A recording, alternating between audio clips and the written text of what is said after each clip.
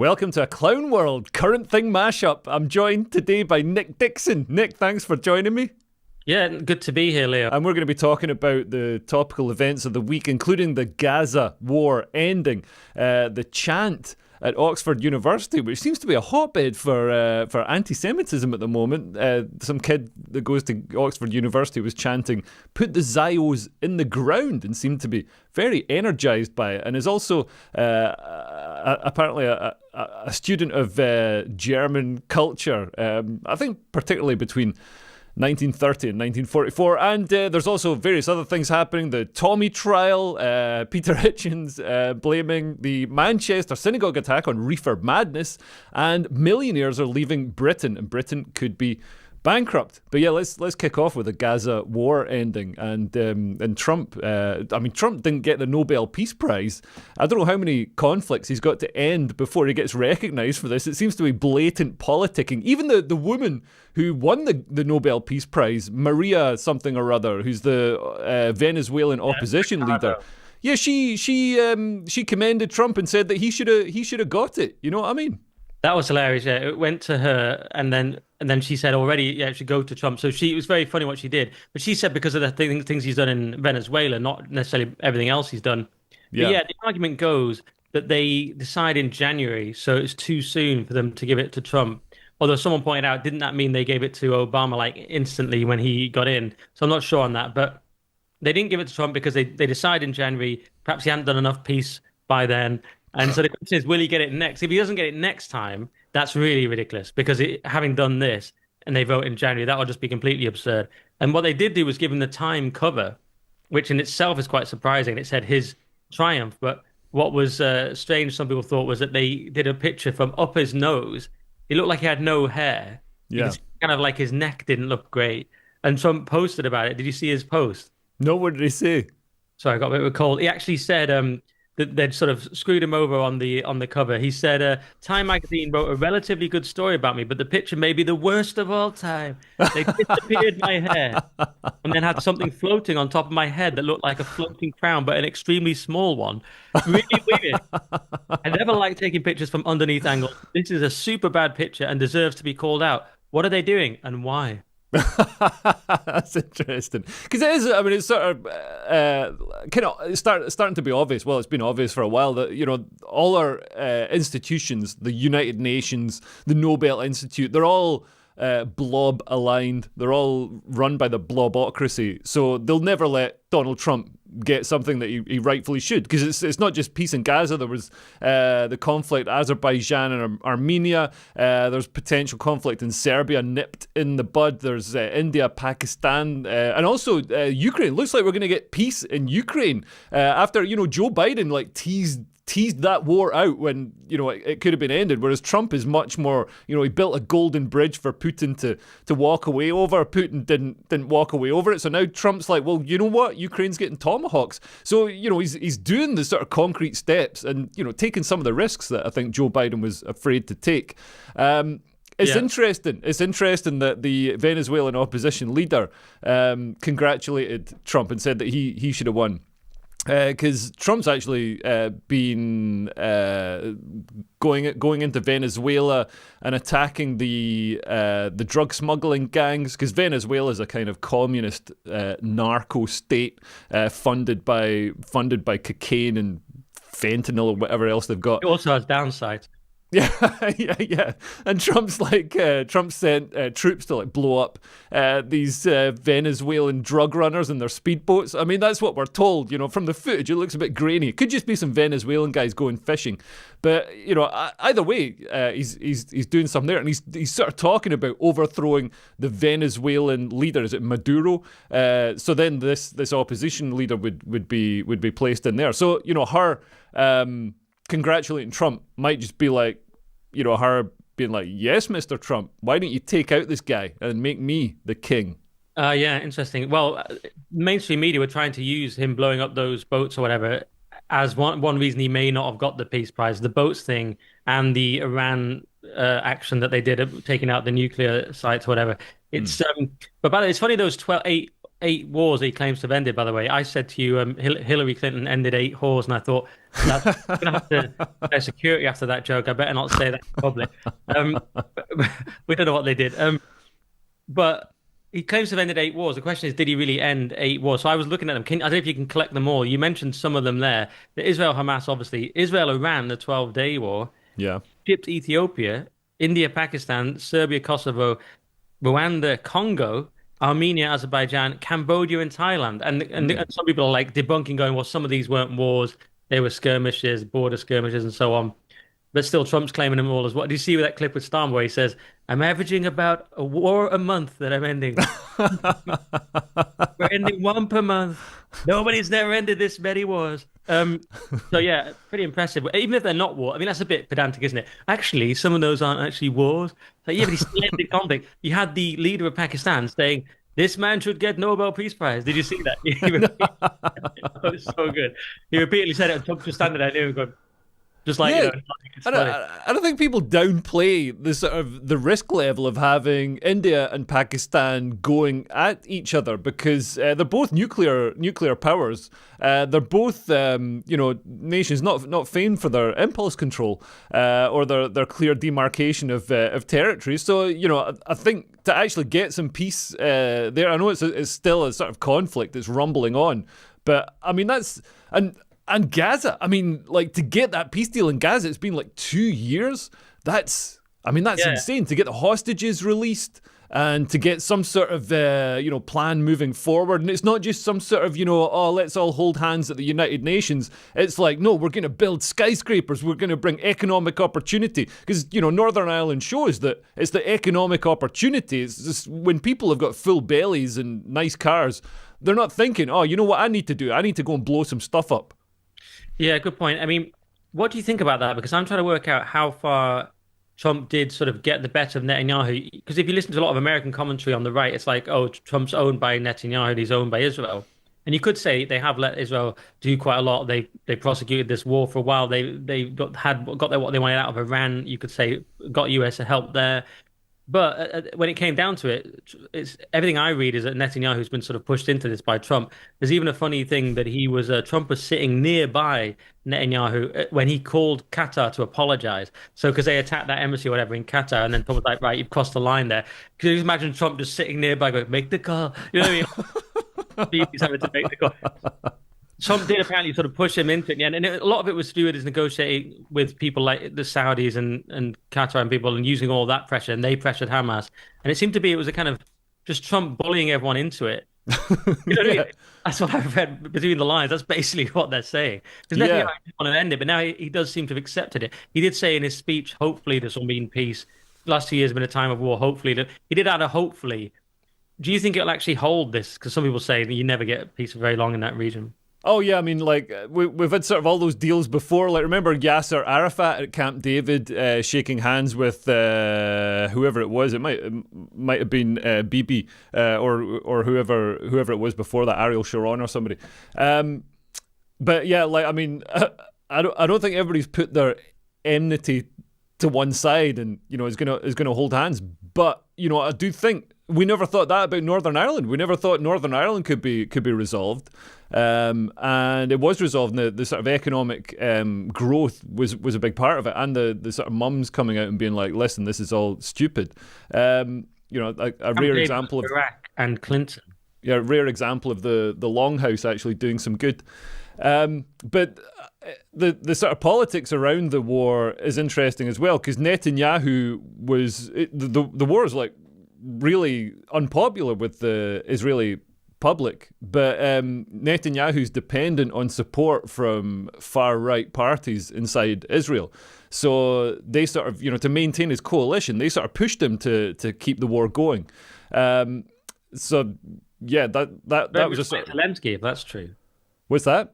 Very similar to Zelensky, if that's the case. Is he being pushed? I think there's more support for Ukraine's war inside Ukraine. Maybe a bit. Zelensky was being. I always heard that nationalists were kind of making him kind of continue and things like that. But I don't know. You're Yeah, I the mean, expert on that, not me. there's that great story about him going down to disband the Azov battalion because they're all, far right and all the rest of it. You know, all the things that you actually need when you're fighting a war. So he went down to them and he was like, listen, we've got to disband the Azov battalion. And they were like, no, we're not going to do that. If you try, we'll kill you. Yeah, you're a comedian. We're like hardened nutcases. Yeah. Look at these tattoos. Do you think I got these tattoos from not killing people?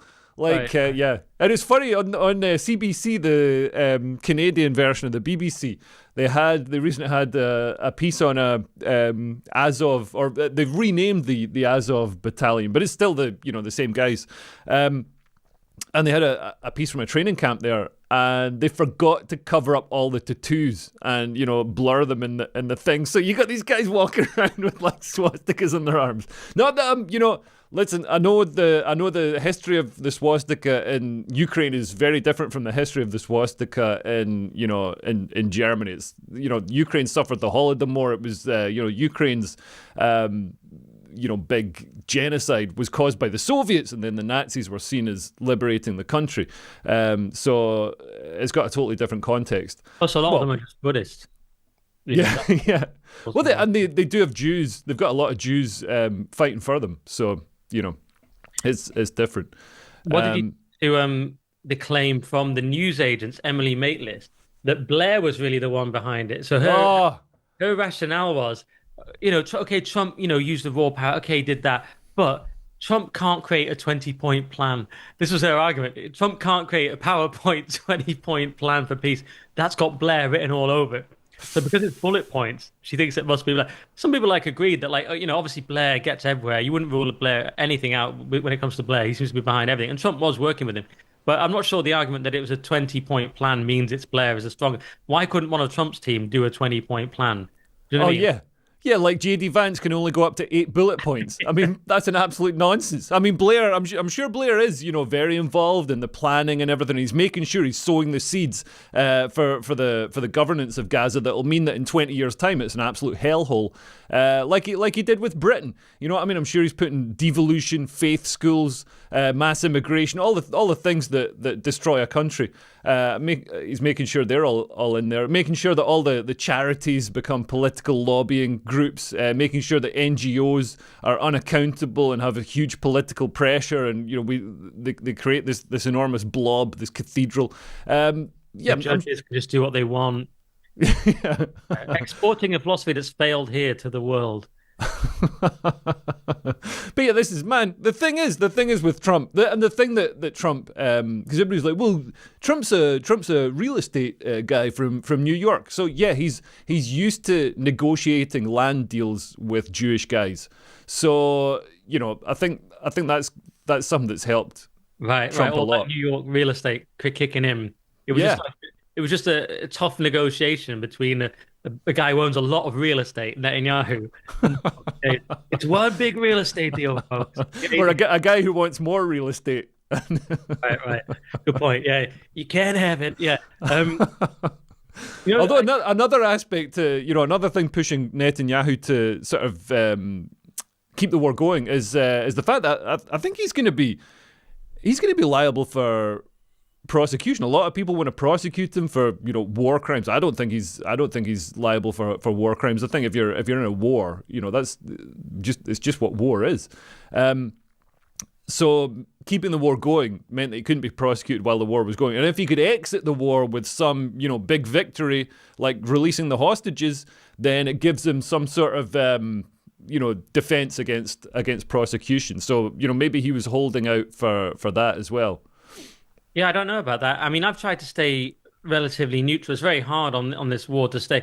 I know I haven't loved what Israel's doing. Obviously, I was against October 7th. Some maniacs weren't. I think a lot of people sort of lost their humanity either way a little bit.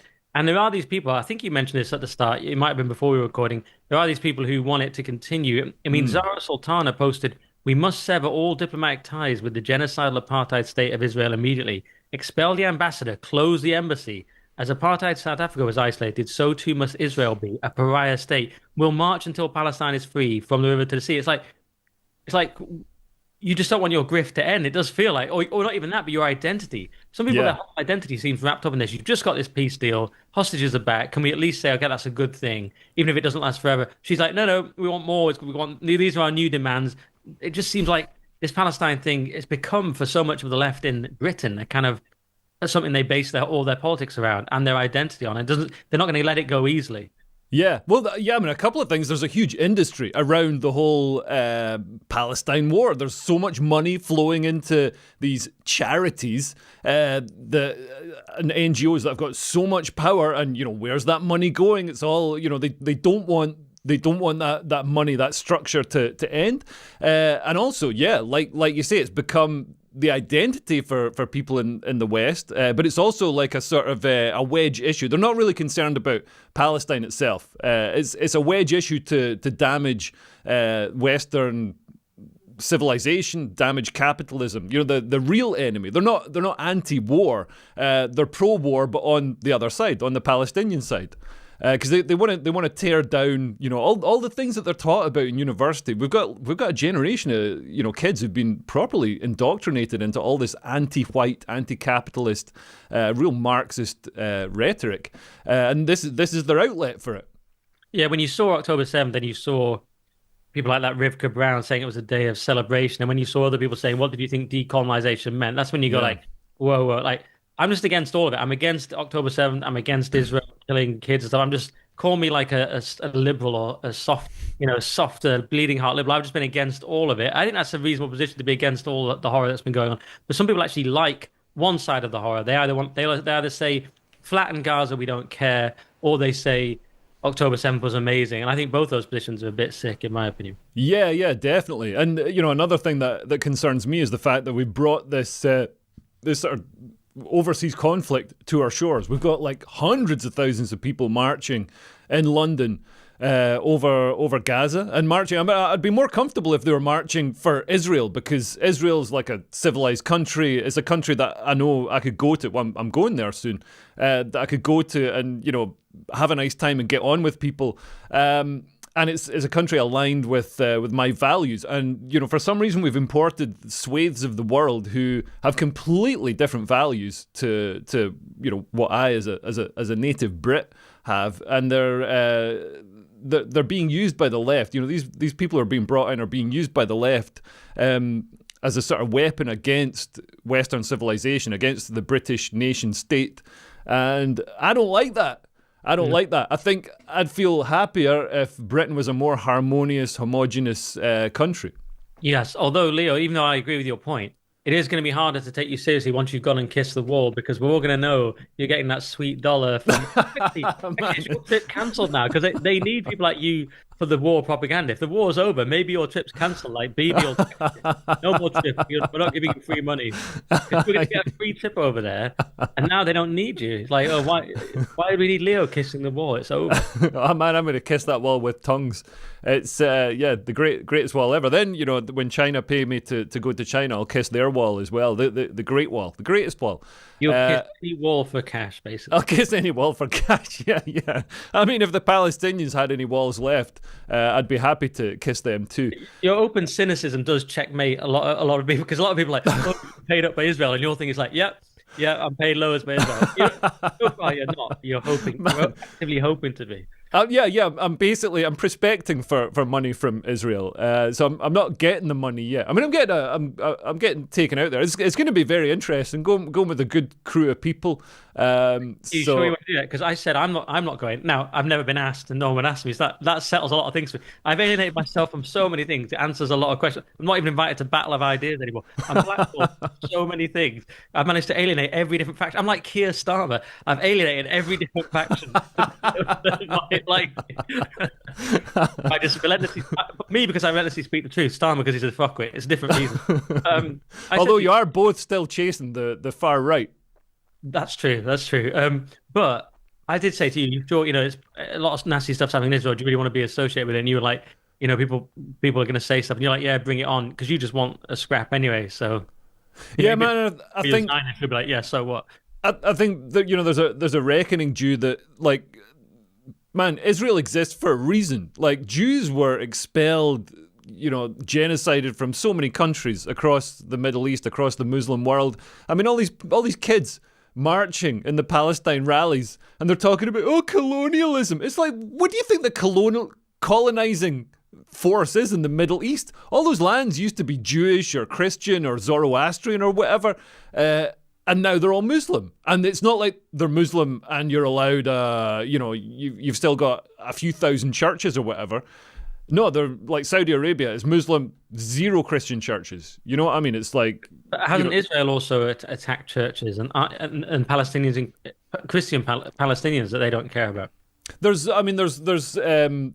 some people in Israel that have got negative attitudes to Christians. I know that's the bit that your Candace Owens people are going to focus on, but I don't think that's. I mean, I think as a Christian. Cultural Christian. Does that count? I go to a cultural church. As a cultural Christian, I feel, I haven't been there yet, but I think I'd feel more comfortable living and, being openly Christian, having a cross around my neck in Israel than in other countries. Although, I've spent a lot of time in Muslim countries. I haven't... actually, you know what? Like, in Morocco... I haven't been to Morocco that many times, like maybe 4 times. And I've seen once I saw a woman getting beaten up in the middle of a market, like obviously by her husband or possibly her dad or brother or something. And it's mad. It's like, if that happened in Dumfries or maybe not in London because it's also a Muslim country, but, if that happened somewhere where you sort of had the confidence to step in, I'd step in, and I'd be like, no, you got to use the back of your hand. No, I'd step in and be like, stop it. But in Morocco, man, I can't be the white guy stepping in and being like, stop beating your wife. Like, it'd be like Legends of you, like this 7-foot giant white guy that changed Moroccan culture. Yeah, and then got like killed and hung from a lamppost. And also in Morocco, I saw a woman getting chased by these like teenage kids, maybe like 12, 14 years old, and they were like trying to grab her. She was wearing like a Hillary Clinton style trouser suit, and I suppose you're supposed to wear a burqa or whatever. And they were like trying to grab her ass, and she was like like running and shrieking and stuff. And man, I don't know. I just feel like Israel is probably going to be a nicer place to probably go. On the whole, though you do see those videos of like Orthodox Jews like spitting on Christians and stuff. I mean, that's the kind of thing pops up in my timeline. Might not be in yours, but I haven't been out there, Leo. You have to tell me what it's like. Did we mention Starmer? We mentioned it very briefly. Like, as we record, I've got 12,000 likes for a tweet that's just me saying, I see you went with the photo and not the video, which shouldn't be a great tweet, but it's Starmer shaking hands with Trump because the actual video was so embarrassing. He walked up to the mic, then Trump went, hey, Trump said a couple of things, then just turned his back on him completely. Yeah. Knocked him out. And Starmer just wandered back to the back of the room. United Kingdom. Where's United Kingdom? Where's our friend? Where? Come here. Is everything going good? Very good. It's very nice that you're here. These people all came in like 20-minute notice, and I think it's fantastic. And we have so many others, and just so many others. It was just like, it was so symbolic as well of his relationship to all of this. He's been completely irrelevant. He's just generally irrelevant. And he'll shuffle off out of British politics soon enough, and no one will remember it, just be this awkward weirdo.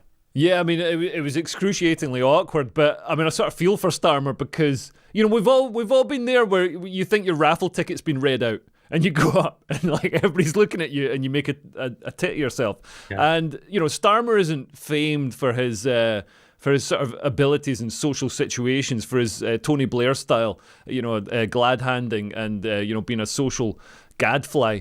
But this really, really was like, although he got a great picture out of it. I mean, if you just saw the picture, you would think, wow, look at this. Look at Starmer shaking hands with Trump at center stage. All the world leaders are around. And it's like, no, actually, he was absolutely cucked into submission by... cold-shouldered, literally. And it's funny that Bridget Phillipson also claimed to have something to do with it. Remember, she sort of claimed credit for this. And everyone's like, what are you talking about? Do anything. We just didn't do anything in this. It was Trump, it was the Saudis, it was Qatar, it was Netanyahu, obviously. Yeah. It was Hamas, obviously, the people involved. But Macron apparently did some stuff, but we seemingly just did nothing. And there's that weird handshake with Trump between Macron and Trump, Where Trump was sort of like, and it's weird, Trump's like, what, nearly 80, and he's just like dominating Macron. Macron's what, 18 years old? He's, got this fit, lithe young Frenchman's body, just eats olive oil and red wine. And Trump's like just gripping it like Sylvester Stallone and over the top and manhandles his hand into submission. And they had a lip reader for the Daily Mail who said that they had a proper sort of Sopranos-style conversation about Trump was like, now I know why you want to hurt me, and all this sort of stuff. And yeah, it was great. It was really like a sort of Mexican soap opera. That's one of the great things about Trump is he takes the conversations that would have been backroom conversations and puts them center stage. Like when Zelensky went to the Oval Office and, you know what? You should be grateful. You should say thank you. All that stuff. It was brilliant. Yeah, that was hilarious. Well, that was awful, but it was funny. But yeah, the Macron thing, he always does that, the aggressive handshake, doesn't he? Yeah. Saying he took it to a new level and he whispered in his ear, now I know why you're against him. Imagine that. That's got to be a weird experience. You're getting pulled off practically in the air by Trump. Most powerful person in the world, and he just whispers, it's over for you, Macron. I know about your wife. You've got Candace going full time on that one. Candace showed me the testicles. That's mad. We can't talk about that. Well, actually, we can talk about it. It's your podcast. You're not allowed to talk about speaking news.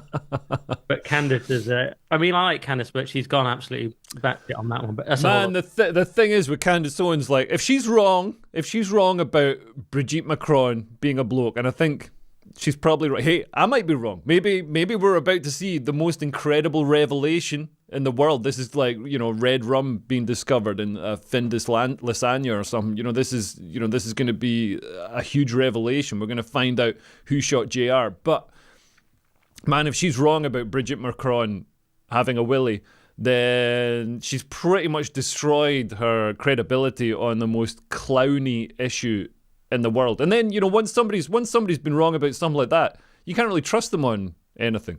Yeah, I mean, the latest story, 18th of September, was that I saw that was Macron and his wife Brigitte planning to present photographic and scientific evidence to a US court to prove Mrs. Macron is a woman.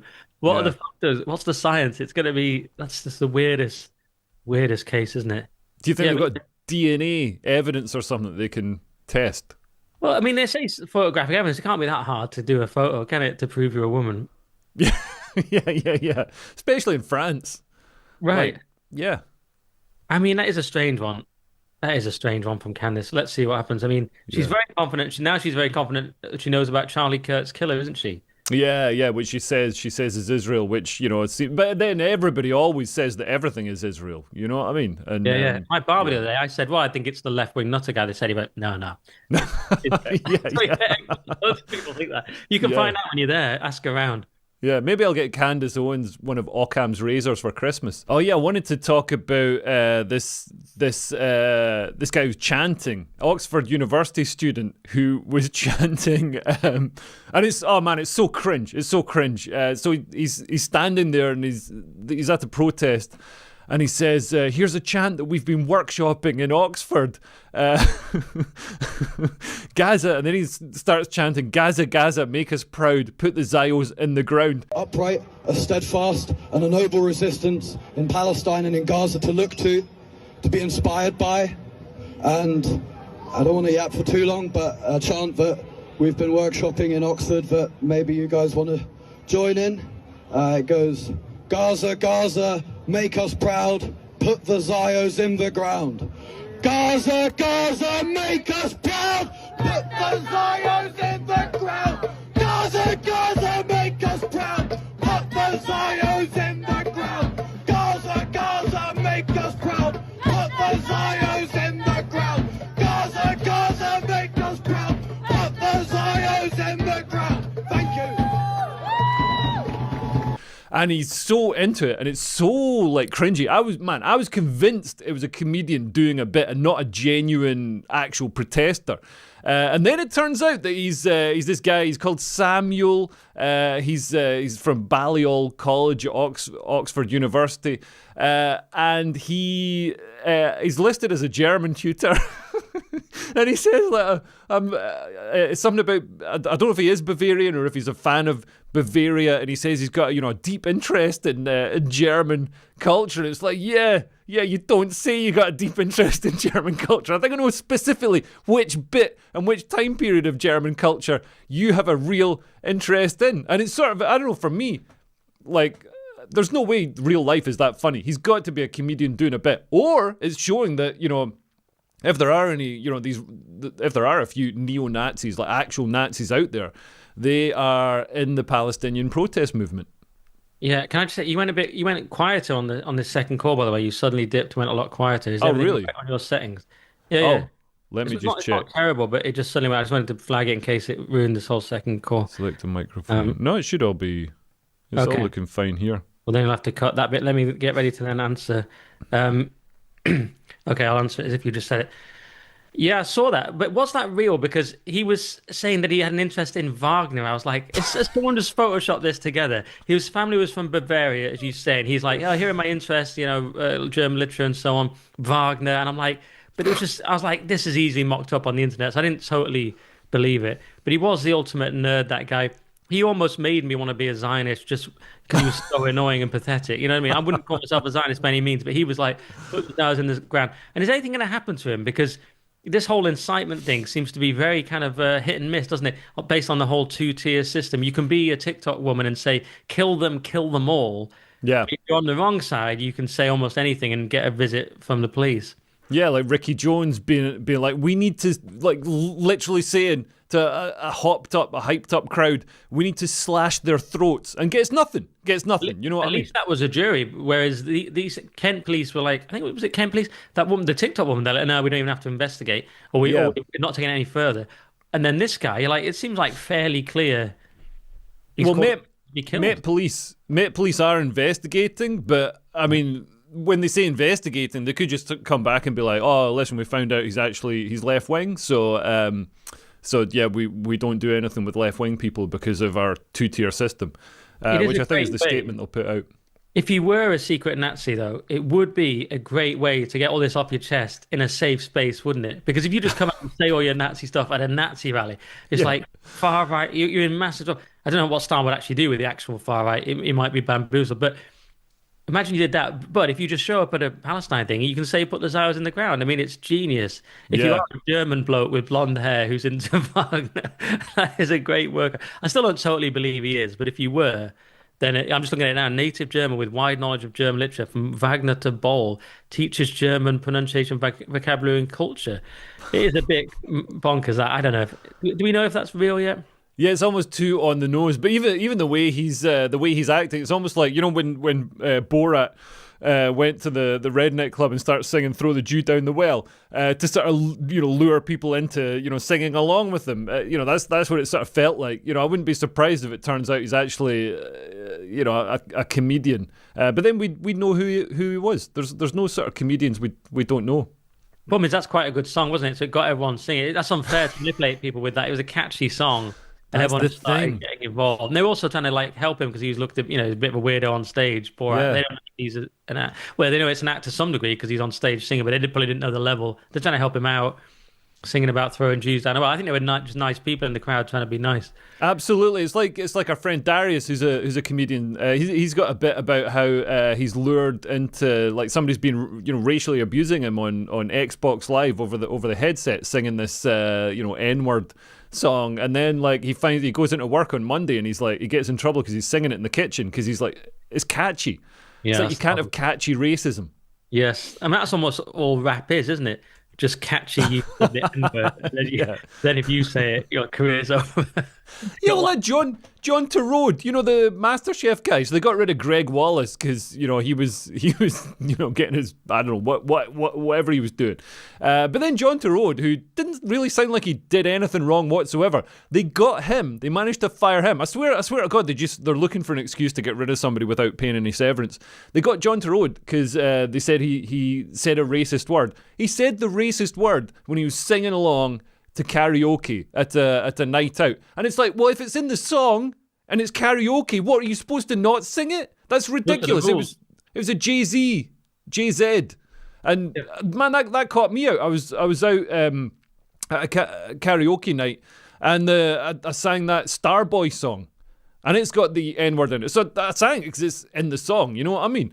And nobody minded. I was in a mixed crowd of people. It was Moni Yousefi's birthday. Funnily enough, used to go out with Darius, and none of the people in the birthday crowd minded. But the DJ guy who arranged who's put on the karaoke, he came over and he was angry. Like, this white guy was angry at me for saying the N-word, and and a white guy. It's like you put that song in the karaoke machine. So this feels like entrapment. You know what I mean? That's exactly it. I mean, Chris Rock used to have that bit, didn't he? It's gotta be in the song, guys. Gotta be in the song. And that was the whole bit. It was like, if it's in the song, that's okay. And that was his rule. And that was in the 90s or early 2000s. That was a simpler time. Yeah. Now, cut to now, and you got Kendrick Lamar brings a woman on stage. She sings the song. He then stops to chastise her in front of everyone. He's brought on stage and she's singing the song. Yeah. It's like, she's singing your song on stage. Like, no, you can't sing that word. Why have you put her on the fucking stage then? Like, it was, bullshit. That's like a next level Chinese cultural revolution struggle session. It's like, you bring the person on stage, make them commit the crime, and then have the struggle session. Yeah. Which don't put it in your song constantly and then get people to come on stage and say it. Yeah. Why are they the bad person? Yeah. Madness. Yeah, we need to be free to. This bit's going to be like, we need to be free to say the N-word. That's going to be the one takeaway from this. None of us shall be free till the N-word is free. We should probably move on from that line of thought. There's also the Tommy Robinson. There's a Tommy Robinson trial. I think it's going on right now. So he was stopped at the border under counter-terror legislation, under the Terror Act. And it's interesting that they didn't stop the Manchester synagogue jihadi under this counter-terror legislation, even though he was a jihadi with knives, drove into a synagogue, had a fake bomb vest, shouted Allah Akbar, phoned the police to say he was in ISIS. So he seems like more of a terrorist. What with the killing, the slaughter of Jews and things like that. Whereas Tommy Robinson doesn't seem to be a terrorist at all. Was just driving. He was driving a Bentley, had some cash on him, and they stopped him. They used this counter-terror legislation, which to me just looks like an abuse of a law to harass a political dissident. Yeah, and that counter-terror stuff seems to get used very broadly, doesn't it? I don't know about Tommy's exact case, and it's an ongoing thing, or there isn't a jury, but I still don't really want to comment necessarily on that. But in general, it is used. I mean, I know at least two people who are friends of mine who have been stopped at the airport on that terrorism charge, and they just say, give us your devices. And of course, George Galloway was stopped on something similar as well, I believe, at the airport. So they can use it. And the whole thing about it is they get to just say, give us your devices. You're not, you don't have the right to remain silent, because then you're just immediately done under the terrorists, as I understand it. But then this one was a bit different because he wasn't at an airport. He was driving, what I've heard, to Spain, because he lives there, and he had cash in his car. It's like, because we just got this cash from the march because I can't use a bank account. And so he had this cash, and like, why are you driving to Spain with cash? And he's like, I live there. We just earned this money. And that was, but those were used against him. But he says the case is very weak. I guess he would.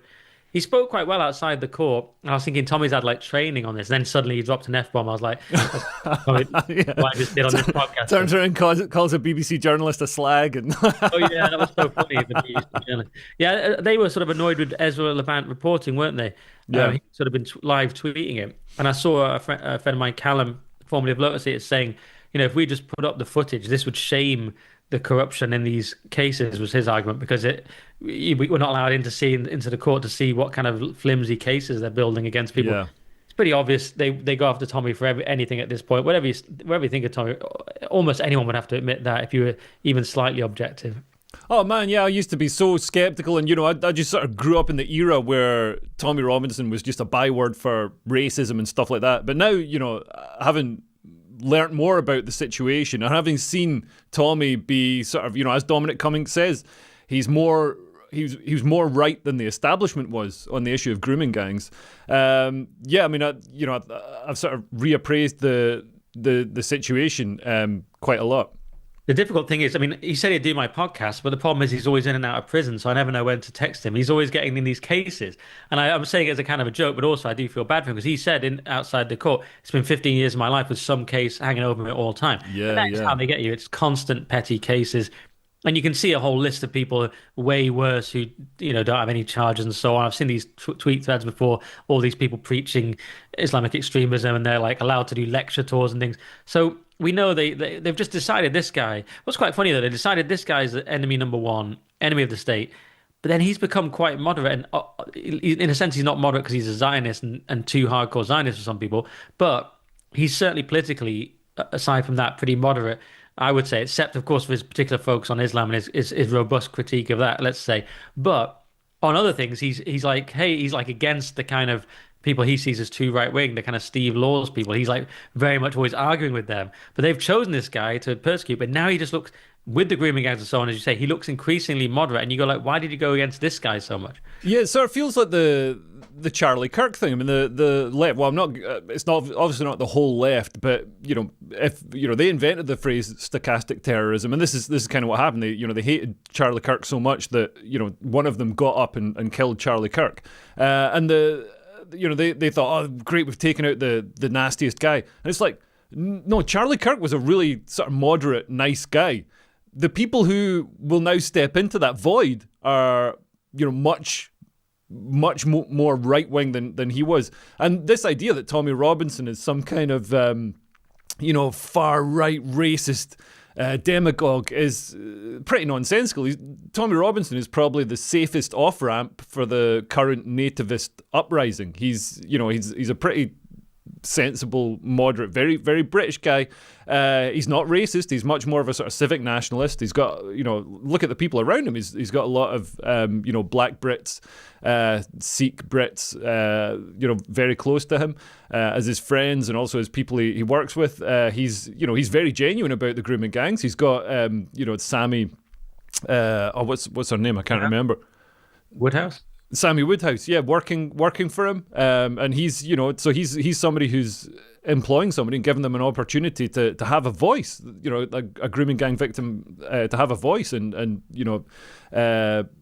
push these issues forward and doing a better job of investigating it than the inquiry that we're waiting for from the state.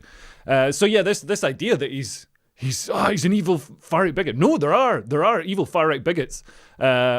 And there are people, further to the right, and they hate Tommy Robinson.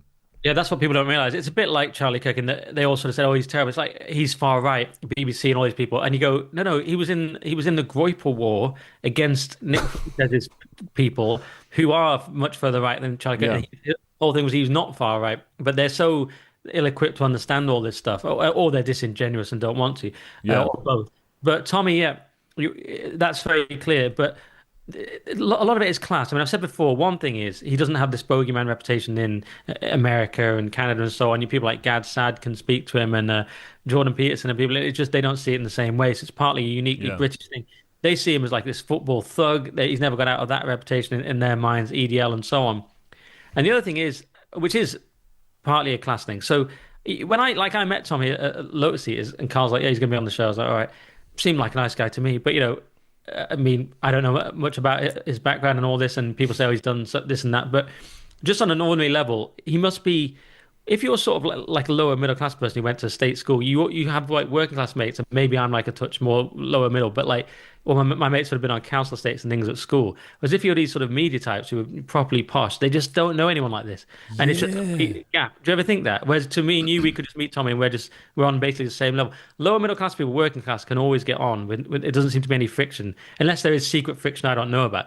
But the gap between your sort of public school, actual posh people or your boarding school people, there's a much bigger gap there, and we'll never quite be. Maybe this is my like class warrior stuff, but there'll always be a gap there, and they see you slightly different. So I just think I just go, yes, like loads of people I went to school with, but they just think, oh, he's so vulgar. What do you think to that?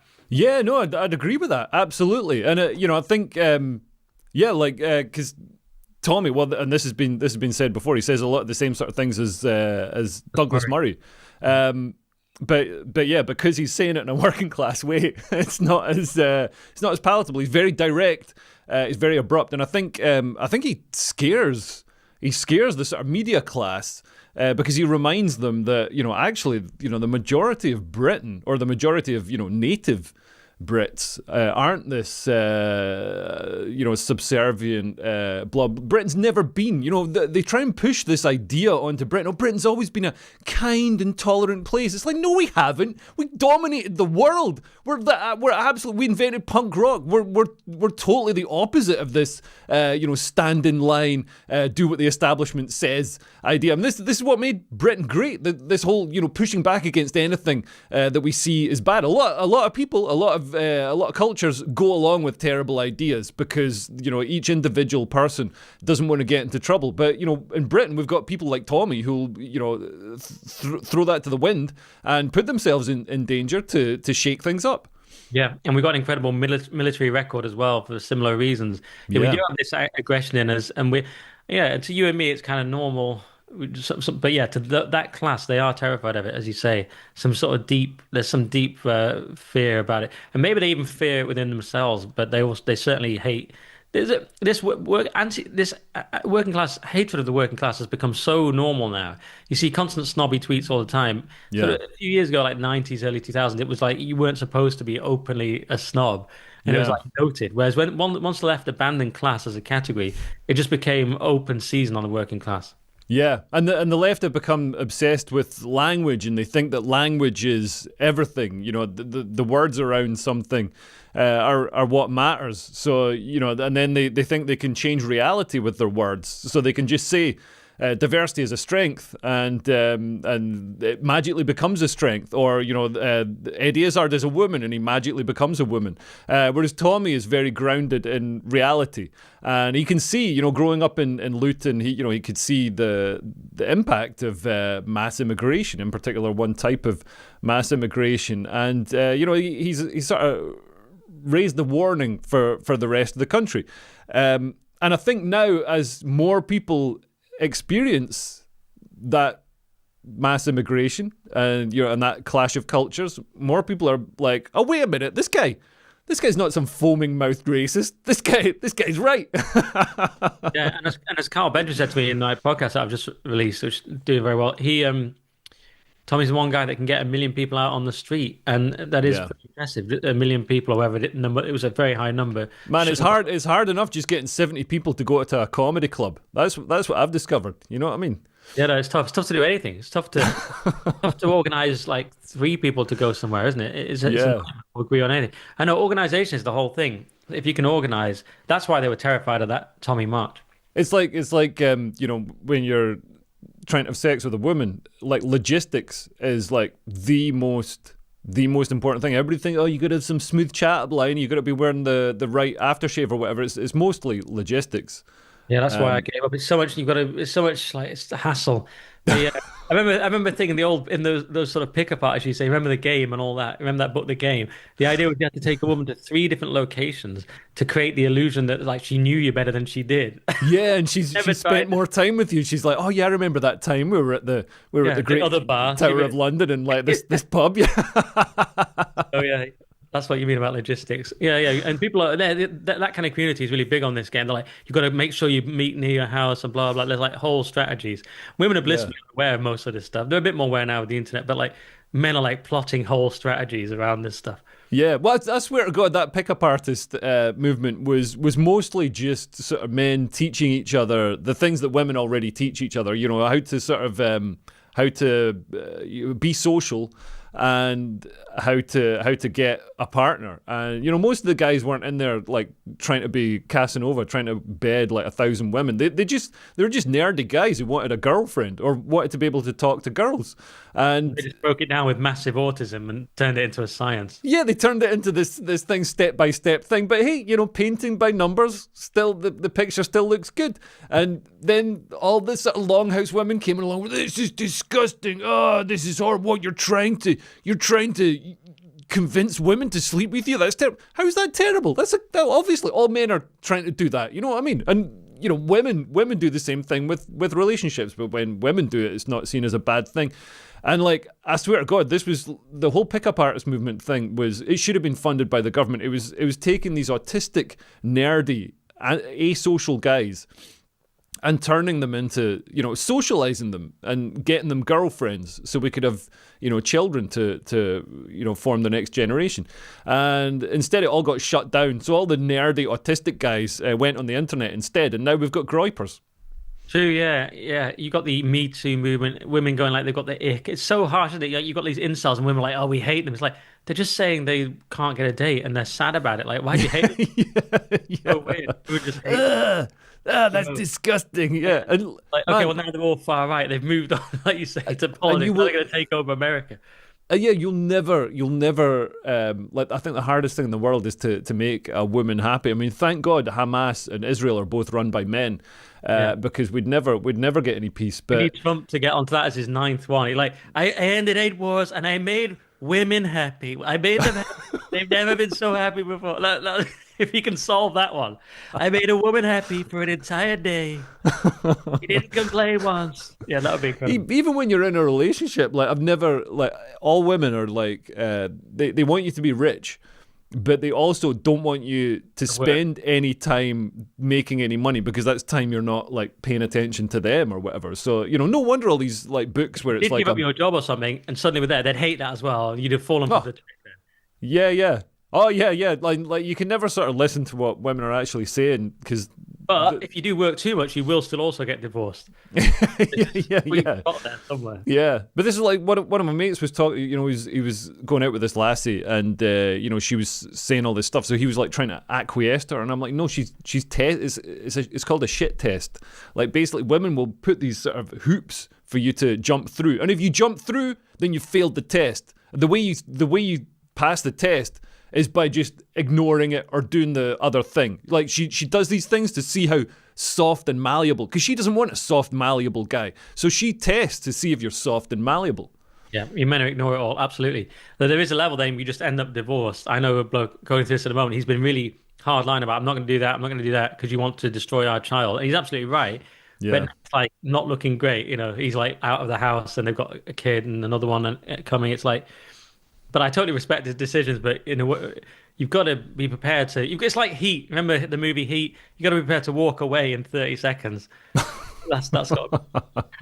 Don't listen to any of this advice. This is not it. Yeah. And talking of misogyny and stuff, I mean, there was a march organised by a Muslim charity or a mosque this week in London, and women aged over, or girls aged over 12 were banned from the march. And 12 is an interesting cutoff point, because my understanding of Muslims wanting women to cover themselves, the children don't cover themselves, but the women have to cover themselves, because if the men see their hair or whatever, it might inflame sexual desires, and then they have to do what they're doing. The men don't have self-control.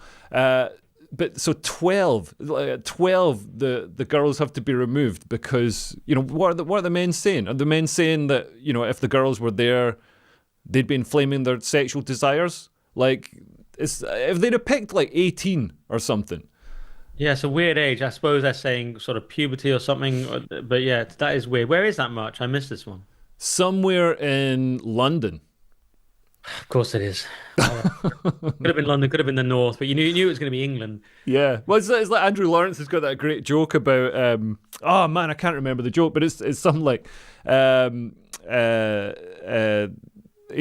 was slagging off London, and his wife says to him, you're always, oh man, you know what? I can't remember the joke. I can't remember the joke. But the punchline is, you wouldn't be saying that about an English city. Right. But man, sorry, I apologise to Andrew Lawrence. No, I mean, I've ruined his jokes. I've given away the punchline. Tell you what, let's just punchlines. Yeah, never the setups. Let's just scrub that. Let's wipe that from the record. But yeah, man, like, and this is the thing: the left won't ever speak up against this kind of thing. I remember there's the Labour speech conference or whatever, where the men and the women were sitting separately, the Islamic Labour thing. And the left will never speak about it. Whereas, if imagine Reform had some sort of, hardline Christian offshoot that separated men and women like that, or said, we can't have 13-year-olds running on this march because they'll inflame us, and this ball gown is already tight-fitting enough. Well, you know who will talk about it now is the Tories. It's at that level where some of the Tories will talk about it. So Matthew Syed did a speech at the Tory conference. He's just joined the party, and he did say, we've got Sharia courts, we've got cousin marriage, completely insane. And he said these Sharia courts, they're sexist, but why do the left not care about it when it's that kind of sexism and when it's that kind of bigotry, reverse discrimination, whatever he said. So it's still a left-wing frame to approach it, but that's the Tories now. I would just say, well, of course we don't want Sharia courts, it's England. That'd be my entire argument.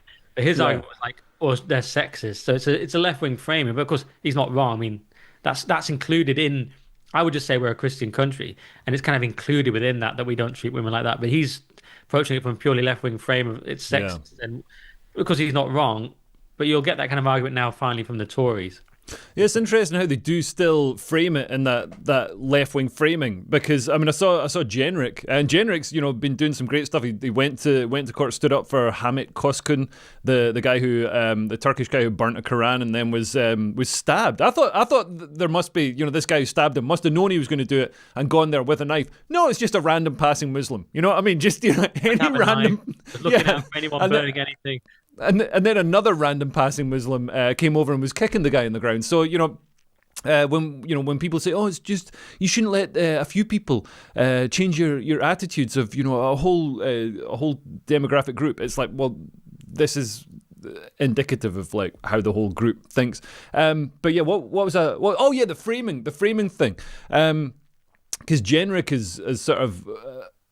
Fallen, is it a trap? I feel like he's sort of fallen into the trap of using that left-wing framing when he should just be like you and be like, no, this is Britain. You know what I mean? We're a Christian country. Because I know Genrick he was getting sort of quizzed by a Sky interviewer who, man, was doing that thing of like, so Genrick's saying, well, big swathes of this country aren't native British anymore. You've got a majority, it's like 80%, 90% immigrant. And the Sky interviewer is doing that thing of like, but why is that a problem? As if it's not obviously a problem. You know what I mean? Like it's obvious. You know in your gut that that's a problem. That's like, we can't. It's our only country. It's our only ever home. It's not yeah. people to be wiped out, which is what the left ostensibly believe. Yeah, there's loads of arguments you could use. But as you say, Genrick was already using the super cautious argument, although he said the white faces comment. He also said he just wants a mixed culture, that's all, and these aren't mixed. So all he was actually saying was, let me have a multiracial melting pot where not just purely one group that isn't English at all, with a completely separate language, or certain groups not English. He's just asking for, can we just be part of the mix in our own country? And even that is like, you're racist. It's insane. Yeah, and it's so obvious that multiculturalism is going to lead to conflict. I think, and so many people say, oh, but Dubai has got 87% non-natives. It's like, yeah, but, Dubai has got very different rules. Would you like those rules here? I'd quite like those rules here. So if you move to Dubai, you don't become a Dubai citizen. You don't get lots of benefits. You don't get put up in a hotel. Well, you do if you're going there to perform comedy. But, you don't get all the nice stuff. What you do get is you don't have to pay tax, or you pay very low tax. And, you make money. But if you lose your job, if you can't support yourself, you've got like 3 months to get another job or get out the country. And, they don't mess around. And also the natives are given precedence over migrants. I've seen it in Dubai. You get the guys with the dish dash or whatever it's called. Is it a dish dash, a door dash, something like that? And they go to the front of the queues and stuff like that. So that's a very nativist approach. And I think if you're going to have mass, insane levels of immigration, you've got to have some sort of, rule like that. Because at the moment, we're sort of subjugating our own population, the native population, and elevating incomers. And not all the incomers are here to sort of integrate and be nice. So that's obviously creating huge amounts of friction. I've noticed this, yeah. yeah. We're trying to have political discourse now. That's why you've got the Tommy March, why you've got reform. pretty much the whole thing. You can't. It was an experiment, really. Can you completely abuse a majority in a country? Can you have a two-tier justice system? Can you keep them out of jobs? Can you constantly say they're evil? Can you, in your schools and universities, have all kinds of curriculum saying, or curriculi, what's saying that they're pure evil just by existing? And it's like, what happens when you do that? This is a social experiment. It's like resentment. Oh, I couldn't have predicted that. The majority now you've got an inflamed majority who are full of resentment and know that the government despises them. Even a mainstream figure like Danny Kruger, when he defected to Reform from the Tories, he said, and people want a government that doesn't despise them. Yeah. He's openly saying the government despises you. And it's like, yes, thank you for Danny, because we have noticed that. Yeah, and it's weird that they openly do it. Like, Keir Starmer's sitting there being like, oh, what can I do to be more popular? Just do what people want. Has nobody in a democracy ever considered doing what most people want instead of treating your population like somebody to be, subjugated and indoctrinated with, this weird ideology of self-loathing. We've got to abolish whiteness. Diversity is a strength. All these sort of religious beliefs have to be, projected onto the people. Yeah, you always have to follow the political formula of the ruling class. It's just that woke or whatever, critical race theory, etc. It was one of the stupidest ones ever. Yeah. If they had a better one, like let's all follow Jesus, or what we pretty much had before, which was sort of follow Christianity and social conservatism. That was like quite a good formula. It was working quite well. Now it's like, let's come up with the worst possible formula. You all have to follow it. Speaking of Starmer's popularity as well, I wonder if we were going to talk about that darts thing where they were chanting Keir Starmer's a wanker. Yeah. So much that Sky had to take it out and put in fake crowd noise. I thought that was amazing. I thought it was real like Soviet, like end of regime stuff. It's like, this guy is just so hated that we're actually now having to, isn't that just like something you'd hear like that from Stalin or something? Like they had to like you have to clap for Stalin the longest, whatever. We have to like fake noise to just cover up the idea that everywhere Starmer goes, just the darts. He's just automatically called a wanker. And of course, there is something more to it because darts is sort of inherently working class. I remember my granddad saying to me, football's not worth watching anymore, Nicky. The only sport worth watching, darts. And he was such a proud working class person that he identified with the darts and not the football because it had become so ridiculous. So you go to the darts and as Starmer now, you can't go anywhere in the country without being called a wanker. And the media having to do propaganda on your behalf. It's like they did with Joe Biden when they were, people were saying F Joe Biden, and they were saying no. They're saying let's go Brandon, wasn't it? Let's go Brandon. Yeah. It's like Mr. Smithers saying to Mr. Burns. No, they're saying Boo Earns. Yeah. And this is the same thing. Sky covering up like real like 1984 Orwellian Big Brother stuff, like actually, changing the background noise in media to protect a political figure and, present a different appearance of a political figure. I mean, that's mad. And we're supposed to trust the media. Like, as you can tell, I'm incredibly popular at the darts. And, it cuts to like people clapping blatantly from a cricket ground or something. Yeah, it's ridiculous. He's so unpopular. He's the most popular leader ever, isn't he? Like, including Truss. There was that poll recently. He's literally the most unpopular prime minister of all time. Yeah, I think we'll never have popular prime ministers again because the country's too fractured. For all the people who love talk about community cohesion seem very keen on making sure that we're as disunited and fractured as possible.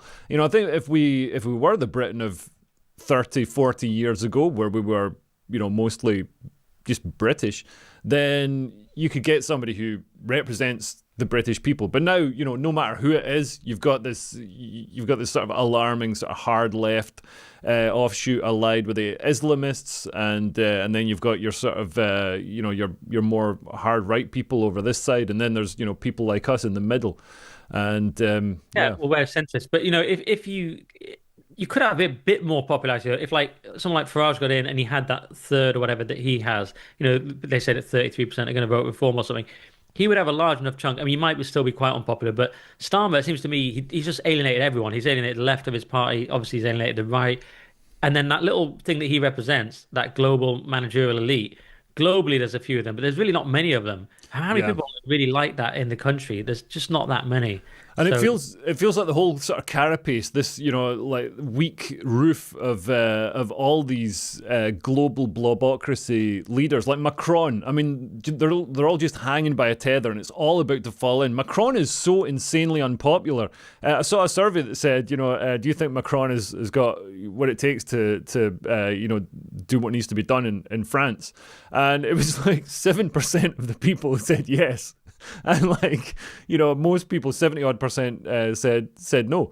And I think it's the same with Starmer. I mean, yeah, these leaders have got to start doing what people actually want. But this is the thing that could trip up Farage, because if he doesn't come in, he's sort of damned if he does and damned if he doesn't. If he comes in and makes the radical changes that the country needs, that's going to include, cutting a lot of welfare, raising the retirement age, stuff like that. That's going to be hugely unpopular with his voter base. Although, I think he could sell it. And also, if he rolls back a lot of the multiculturalism, I think that's what the country needs long term to stave off turning into Lebanon. But that's going to be hugely unpopular with people on the left. They're gonna be out in the streets protesting against that.